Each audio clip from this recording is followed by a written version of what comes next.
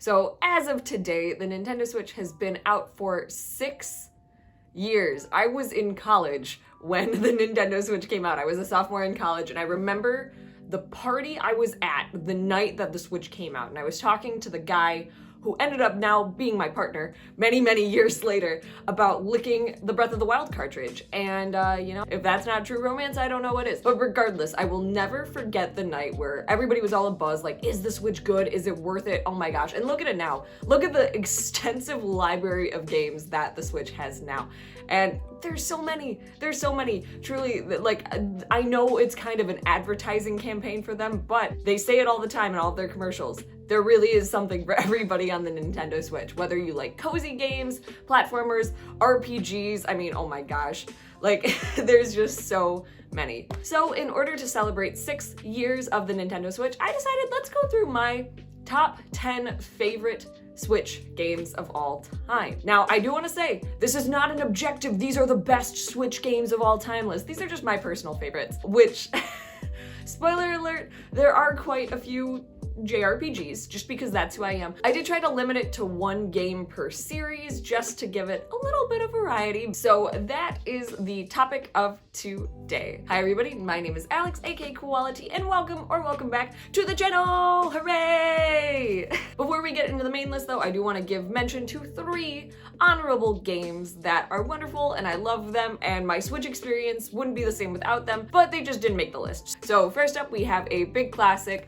Mario Kart 8 Deluxe. I love it, it's wonderful, a true staple on the Switch, and especially with the DLC that's still coming out to this day, it's a great pickup for the Switch. It's great. It's great. It's probably my #1 multiplayer game on the Switch. I use it for streams, just for playing with friends. It usually makes an appearance at most social gatherings that I go to with other video game people, so it's a classic. It's truly a classic. Another one, which some people might be a little upset didn't make the main list, but Mario Odyssey. So I love Mario Odyssey. I think it's one of my favorite 3D Marios of all time, next to Super Mario Sunshine and Galaxy, but the reason it didn't make the list is I'm just not that big of a platformer kind of person. I really try, but I'm not super good at them. But Mario Odyssey, it's just one of those games that's just super duper fun. It's a beautiful, beautiful world.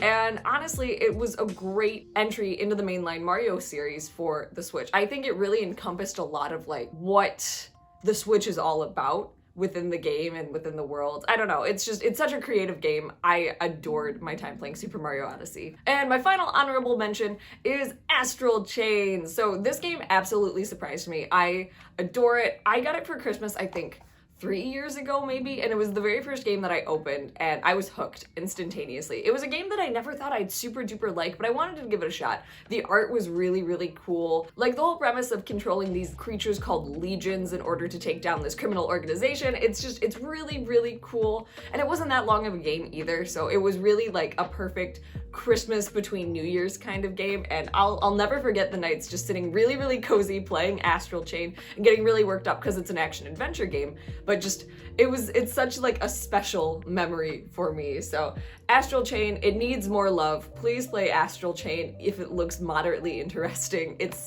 a great game. It's an absolutely great game. Okay, so now let's get into the bulk of the list, starting out with number 10, which this is another game that from the very beginning of my channel, there's been moderate controversy. Not really controversy, but a few people were really upset that I didn't put it on my first Switch game recommendation video, which if you haven't watched that, maybe go check it out, just saying. And that is Animal Crossing New Horizons. So contrary to popular belief, I adore this game. The only reason it didn't make it on that initial list is because I was running out of time. I don't think what I said about Animal Crossing in that original filming of the video was super good, so I cut it for time's sake. So now I'm gonna talk about it a little bit more. So we all know the story of Animal Crossing. It came out in 2020, right when the world was falling to pieces, and it was honestly the game that saved so many people's like really dreary months throughout the start of COVID. And so I will never ever forget playing Animal Crossing until 4 a.m. with my friends because we were all really sad and just wanted to be with one another. And we'd go and explore everybody's museums and just have a good time running around, talking about what fish we've caught so far, all of the bugs that we've caught, how far our museum has come along, all of that kind of stuff. I will never forget the hunt for the stringfish in those first few days of Animal Crossing New Horizons. But the reason it's at number 10 is while I adore this game, I kind of fell off it pretty hard. Like I think a lot of people did. I feel like unless you are making content with Animal Crossing, a lot of people have really just kind of been like, I pick it up every so often, but not a ton. You know, I also think that of all of the Animal Crossing games, New Horizons, it's not my favorite. It's not my favorite. I love it. I love being able to terraform. I love the freedom and customization that you have in the game, but I think I'm always gonna prefer New Leaf just a little bit more. I found New Leaf to be a better game, whereas New Horizons is still kind of feels a little incomplete to me, despite the DLC adding so much content. I think overall, it's a wonderful game and I love it and I will never forget the happiness that it brought me in my dark, dark times. But I do think that it deserves the spot at number 10 and not any higher just because of the things that it lacks. Regardless, I love this game and I will forever be grateful for it. Next up is our only Pokemon game on the list, and if you watch some of my other like top 10s and lists and stuff, you might be able to guess what it is, but it's Pokemon Legends Arceus. I still hold true that I think this is the best Pokemon game on the Switch. For me, some people prefer the more traditional ones. Like, I've honestly been hearing a lot of BDSP love, and like, I'm proud of you. I'm happy for you guys. That's just not me. As much as I love Diamond and Pearl, that one's not me. This was everything I wanted out of a Pokemon game on the Switch in terms of something that was a little bit different. Of course, I would love a super well-functioning mainline game, but the reason this beats out Pokemon Violet by honestly quite a bit is the amount of fun that I had with it, which that's going to be a trend on this list. A lot of this is based on the memories that I had playing these games. As I said, this isn't a kind of the top best Switch games. These are the Switch games that I had the most fun with and have the best memories with. And playing Pokemon Legends Arceus was a wonderful, wonderful time. I'll never forget, I streamed the very first time that I played the game, and at first I wasn't convinced. But as I explored more and more throughout the game and kind of got really into it, I really got into the catching mechanic of all of the Pokemon. I just loved exploring the world, and also being a big fan of Gen 4, having the nostalgia of seeing this region that I had come to know and love so much in the past, it really did something for me, and it was a really, really special experience.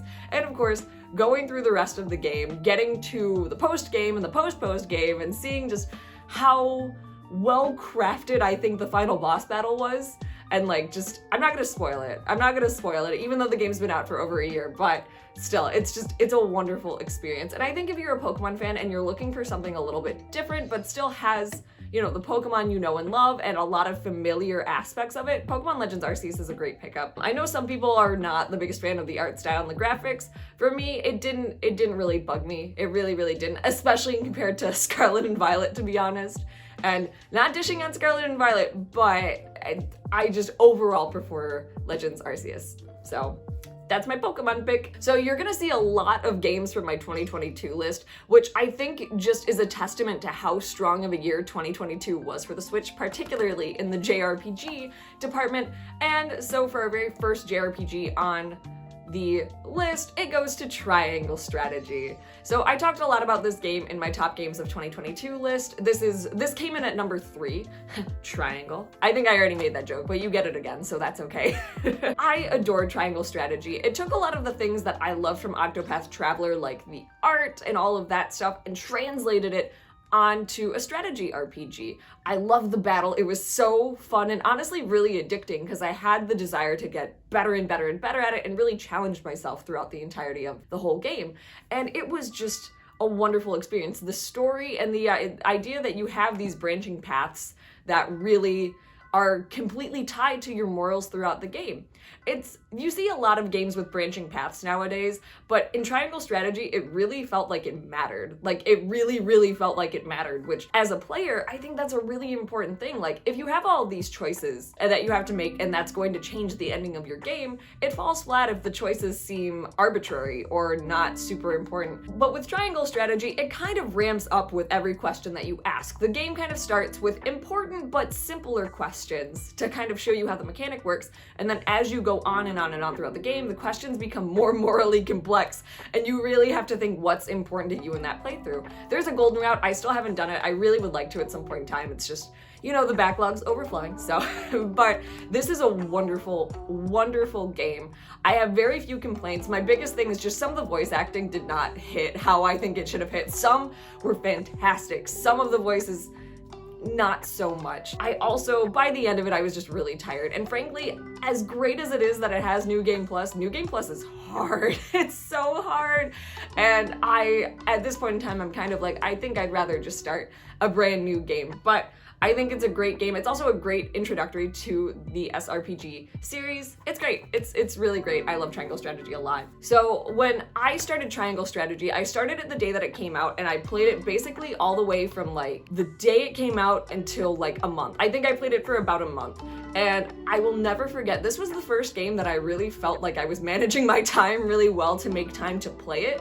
Because it came out around the same time as Kirby, so I was doing Kirby on stream, and then I was doing Triangle Strategy in my own time. And I would just go sit in my den after a day of work and just sit down and play a few chapters of Triangle Strategy, and it was really cozy. And like, I think this is a game that I'm always gonna associate with the spring, because I look at it and I remember the smell of spring and like having the windows open and it still being a little chilly, all bundled up with a candle and playing Triangle Strategy. So just really, really precious moments with this game. And to continue the JRPG train, at number 7, we have Dragon Quest XI, Echoes of an Elusive Age, the definitive edition. So despite the fact that Dragon Quest XI did not originate on the Switch, it came out on the PlayStation 4, and then there was also a Japanese 3DS only version of it, I think a lot of people associate Dragon Quest XI with the Switch, mainly because the definitive edition came out on the Switch first, I believe, and that's the version that I played, so it counts. I never said this was a Switch exclusive list. I'm just saying these are all the games that I played on the Switch. I really think that Dragon Quest XI, though, is really intrinsically tied with the Switch. There was a lot of hype around it coming out on the Switch in Japan. I mean, there was a Dragon Quest exclusive Switch, which was really cool. I want it so bad. The Joy-Cons look so cool. They have little slimes on them. This game is wonderful. If you're looking for a very standard JRPG, turn-based combat, but with fun monsters, fun characters, and a pretty dang good story to boot, Dragon Quest XI is wonderful. It's an absolutely wonderful experience.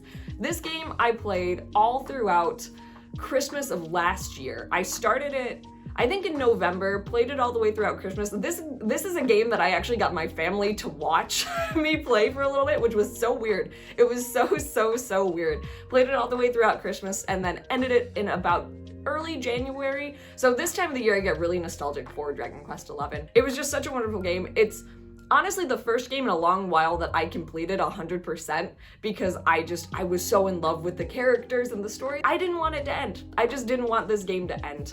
And it's so good. I love it a lot. I really love it a lot. The graphics are beautiful, the characters are hilarious and just very fun. For a lot of people, this was their first entry into the Dragon Quest series, and I know some people that are previous Dragon Quest fans are kind of like, 11 kind of fell flat in a few ways, but I think for me, at the very least, as an introductory to the series, I think Dragon Quest XI was a wonderful, wonderful time, and thus why it deserves a spot on this list. And next up at number 6, we have Kirby and the Forgotten Land.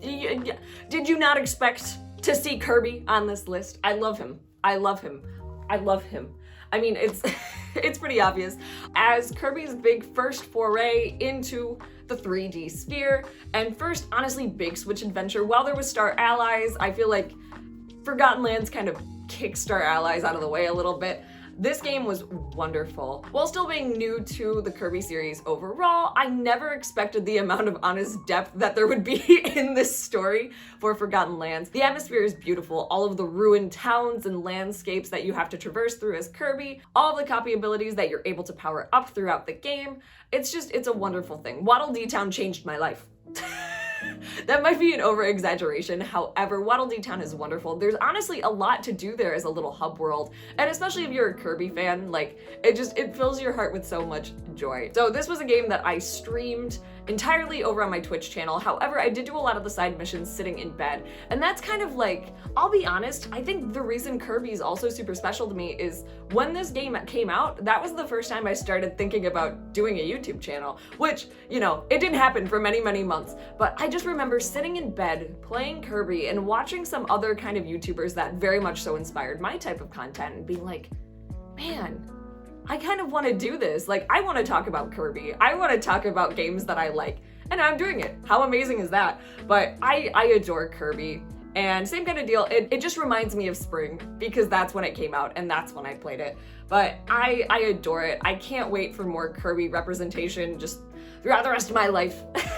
But I hope that in the future we can get more games like Forgotten Lands that expand upon the idea of a 3D Kirby even more. Maybe an actual open world Kirby. I don't know how that'd go, but I really love Forgotten Lands, so that's why it's on this list. All right, and another 2022 special, we have Live Alive. And yes, this game did come out on the SNES first. However, I think the Switch version is where a lot of people first played Live Alive, myself included, so I consider it a Switch game now, and what a gorgeous game this is. Once again, took me by complete surprise. I never expected to fall in love with this game as hard as I did. It's wonderful. The stories are absolutely wonderful. You have all of your different characters, and they all feel like you're playing mini RPGs, honestly, which I think there's a really wonderful aspect to that, is you have so many different stories. There's kind of an ease to play however you want to play whenever you're feeling like you want to play. I think it's a low obligation JRPG, which I think is what a lot of people almost need to get into the genre, just to kind of get that little taste. And then at the end, it just all puts itself together in such a wonderful way. This is the first game that made me cry on a Twitch stream at the end. It was so emotional and I adore this game so much. This was also the game, along with Super Mario RPG, which is one of my favorite games of all time, that after streaming this game, I realized how much JRPGs mean to me and how much I want to share that with the rest of the world by streaming more JRPGs on my Twitch channel and talking about them more here. And just, I love this game so much. If you haven't played Live Alive, please do. It's a cheaper Switch game, and it's also a very short JRPG, so it won't take up much room in your backlog. Please play it, please. It's so good. It's so good. And this next one, which also some channel history. You might remember in some of my earlier videos that I had talked about this game quite a bit and how I never officially finished it and how it was truly a struggle at the end to try to finish it. But regardless of that, it deserves this spot on the list 100%, and that's Octopath Traveler. Now, at the time of filming this, I have not even picked up Octopath Traveler 2.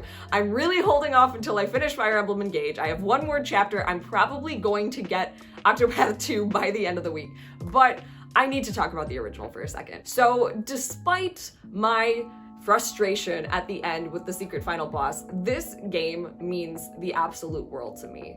Back when this game came out in 2018, I was going through an extremely rough time. It was my very first summer living up in my college town and working full time, and I wasn't doing super well financially. I was still trying to figure out how to manage everything. I was also really isolated from everybody, and I wasn't having a good time. There was also a lot of personal things that went down that summer that just made 2018 one of the worst years of my life. However, when things got really bad, I had Octopath Traveler, and I played this game every single day for like 3 weeks because I was such, not to get super emotional, but I was in such a rut for so long, and the only thing I could do to make me honestly, oh, this is getting emotional, to make me like feel anything was play Octopath.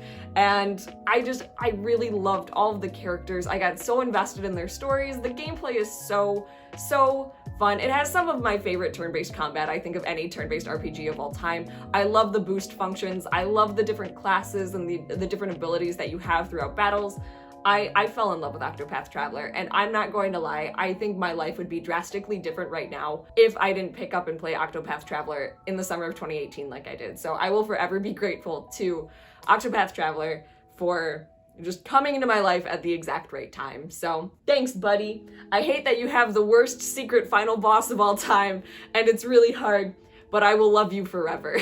All right, we're in the top 3. And number 3 is going to surprise a few people because I think a lot of you are expecting it to be number 1 because it's number 1 on a lot of people's Switch's like top Switch games list. And just by saying that, I think you can guess what it is. The Legend of Zelda Breath of the Wild. Now, just because it's coming in at number 3 does not mean that it's not a fantastic game. It's one of my favorite Zelda games of all time, alongside a few others that I'm not gonna say because I want to save that for a Zelda related video, but I adore Breath of the Wild. This is what really set the tone for me with the Switch and showed me what kind of console it was going to be for me. It was the very first game I ever had on my Switch. I got it for Christmas, the same Christmas I got my Switch, and it took me in right away. I first played Breath of the Wild on the Wii U, but I didn't get that much time to spend with it, and then when I really had it for myself, it showed me just what the future of Zelda could look like. Not everything in the game is something that I want to see in future Zelda games. I love the return of traditional dungeons, maybe a hybrid where you have things like shrines, because I love how easy shrines are to go into and just do and they're quick, but I also love the complexity of bigger dungeons as well. Something like that I'd love to see in Tears of the Kingdom, to be honest, but I love this game, and I think it really is just a staple of the Switch. It showed everybody what the Switch could do first thing, and this game is beautiful. This game is absolutely beautiful. Yes, does it lack in the story department? Absolutely. Yes, are there a few other issues with it? Absolutely, but that doesn't matter. I love this game. I love this game. I played the game on my own, and it was an incredible experience as a lifelong Zelda fan. And then I streamed it, which gave me even more hilarious and fun memories. The replayability factor of this game is honestly huge, I think. There's so much to do, and you see so many different things on every subsequent playthrough that it's worth the time. It's so worth the time, and I love it. I really, really love Breath of the Wild. I'm excited for Tears of the Kingdom, though a little bit skeptical, but I think as the very first game for me to have played on the Switch, Breath of the Wild is the one. It just makes sense to my brain, and it's wonderful, and I love it. Now, number 2 is a very recent one, and this was tough because there are 3 of these games on the Switch. Which also is probably an indication as to what this game might be. There are 3 of these on the Switch.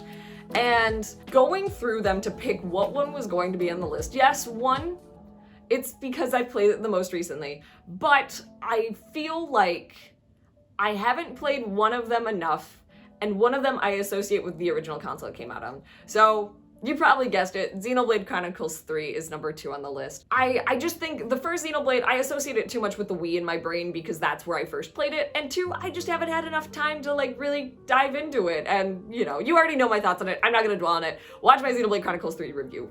Self-promo, hooray. But this game left such an impact on me, and as one of my favorite series of honestly all time, it had to be this high on the list. It just had to be. No game has impacted me in such a heavy way in such a long time. Live Alive came really, really close, but this game made me sob for hours, days even.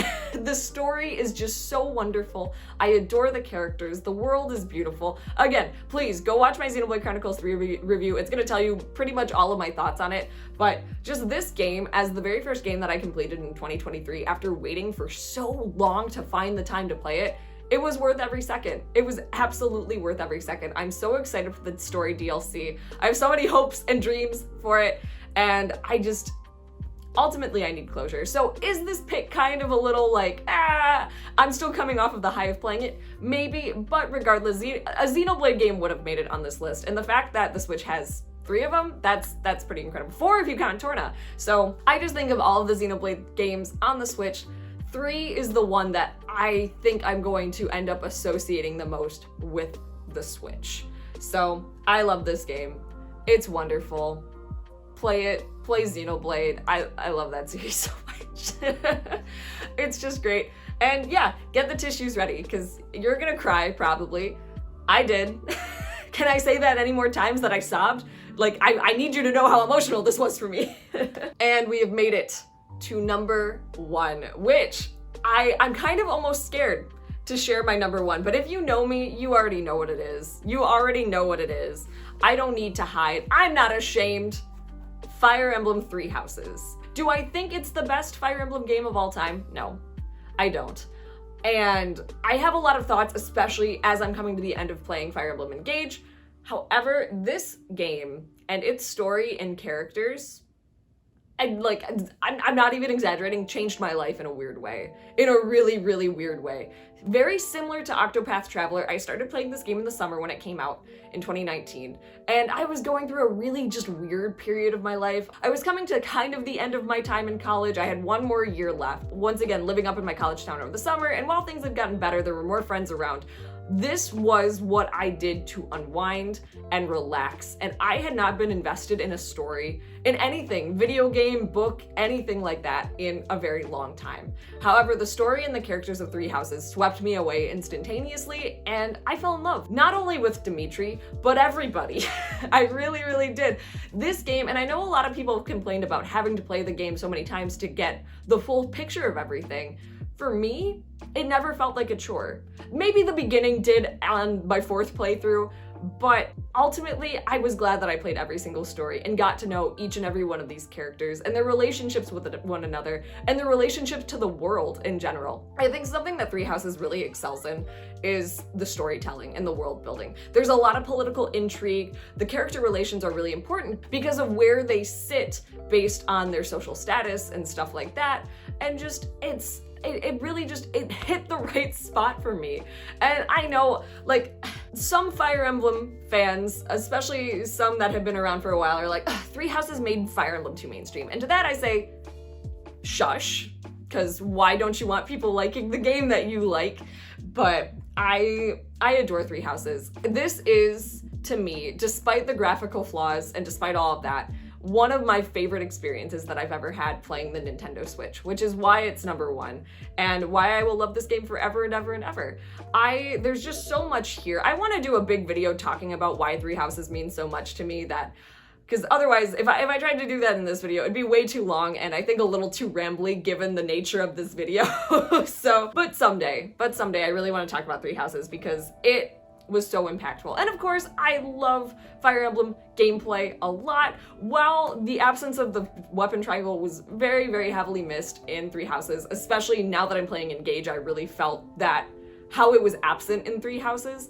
I still think there's so much here that if you're looking for a fantastic story and fantastic characters to just fall in love with, and fall in love with their relationships between one another, like, I can't stress that enough. That was one of the best parts of the game for me. Three Houses is wonderful, and I will never, ever forget my time playing it. Basically, almost a full year of playing route after route after route, and then the DLC. Like, it all worked out really, really well for me. I'm not going to apologize for loving Dimitri so much. Come at me, I don't care. But that is my top 10 list of my favorite Switch games of all time. We'll see what happens this year. Will Tears of the Kingdom dethrone the original Breath of the Wild? Octopath Traveler 2, is it gonna be better than the original? I don't know, but as of today, the Nintendo Switch's 6th anniversary, that's how I'm feeling about my picks. And yeah, this video made me really happy. I'm really glad that I got to share this with all of you. In the comments below, tell me your favorite Switch games. I'd honestly love to hear them, and why. Tell me why you love them, the memories that you have associated with playing them for the first time. Please, please, please. I love hearing these stories from people, and it'd be really, really great to hear your story too. And of course, if you like what you see here on the channel, why not consider subscribing? We have a lot of really cool content coming out for the rest of March. I'm actually going on vacation at the end of March and beginning into April, so there's gonna be like a 2-week break where I'm not going to be making content. So subscribe while you can and consume all of the content that you can while I'm here, and then when I get back. And it also really helped if you liked this video too. But happy 6th Switch anniversary. Go play some Switch games today, and I will see you in the next video. Goodbye!